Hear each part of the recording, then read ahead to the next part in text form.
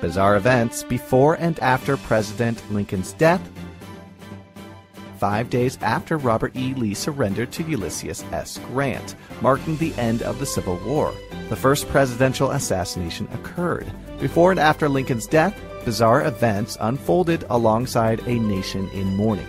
6 weeks before the assassination, John Wilkes Booth proved how easy it was to get close to the president. March 5, 1865, a photo shows Booth attended Lincoln's inaugural address. As Lincoln gave one of his most famous speeches, Booth was said to have been lurking around trying to get as close as he could, having a crazed look in his eyes. A few months before that fateful night at Ford's Theater, John Wilkes Booth's brother saved Lincoln's son's life. The president's oldest son, Robert Todd Lincoln, was standing on a train platform in New Jersey before a growing crowd of passengers pushed him and he was twisted off his feet by a moving train. Robert was trapped and helpless only for a brief moment before Edwin Booth quickly grabbed Robert by his collar and pulled him to safety. John and Edwin were both well-known actors at the time, and Robert thanked him by name. John Wilkes Booth's final act was just a few days before the Gettysburg Address in 1863, with Lincoln in attendance. Historian Harold Holzer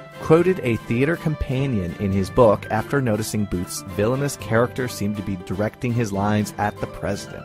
He almost seems to be reciting these lines to you. To which Lincoln replied, "He does talk very sharp at me, doesn't he?"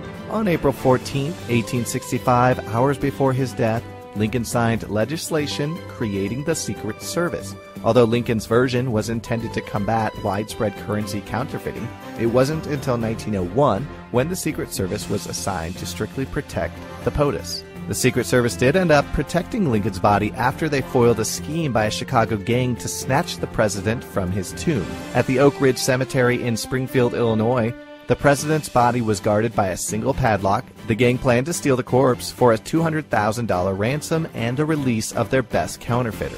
After the Secret Service infiltrated the operation, the body was quickly entombed under 10 feet of concrete. On April 11, 1865, President Lincoln gave a speech becoming the first president in American history calling to give voting rights for African Americans. On the White House lawn stood John Wilkes Booth, who was overheard saying, "That's the last speech he'll ever make."